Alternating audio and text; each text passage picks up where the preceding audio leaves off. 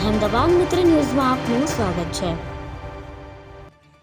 ઝારખંડના રાંચીમાં જેપીએસસી જેએસએસસી પરીક્ષામાં ગેરરીતિ વિરુદ્ધ પ્રદર્શન કરી રહેલા હજારો વિદ્યાર્થીઓ બેરિકેડિંગ તોડી વિધાનસભા ગેટ પાસે પહોંચી ગયા। વિદ્યાર્થીઓ સરકાર વિરુદ્ધ સૂત્રોચ્ચાર કરી રહ્યા છે। ઘણી વખત પોલીસ અને વિદ્યાર્થીઓ વચ્ચે ઘર્ષણની સ્થિતિ સર્જાઈ। 2-3 વખત લાઠીચાર્જ કરવો પડ્યો। કેટલાક વિદ્યાર્થીઓના માથામાં ઈજાઓ થઈ છે। પ્રદર્શનકારીઓએ પણ પોલીસ પર પાણીની બોટલો અને ચપ્પલો ફેંકી। વિદ્યાર્થીઓ સવારે 10 વાગે જૂની વિધાનસભા પાસે એકઠા થયા અને પછી વિધાનસભાનો ઘેરાવ કરવા નીકળ્યા। પોલીસે કાટડા તારની બેરિકેડિંગ કરી રાખી હતી। પોલીસે જેવો વોટર કેનનનો ઉપયોગ કર્યો। વિદ્યાર્થીઓ બેરિકેડિંગ પર ચડીને ડાન્સ કરતા જોવા મળ્યા। કેટલાક વિદ્યાર્થીઓએ રાષ્ટ્રગાન ગાયું। આ પછી પોલીસે ટીયર ગેસ પણ છોડ્યા। 6 સ્તરની સુરક્ષા વ્યવસ્થા ગોઠવવામાં આવી।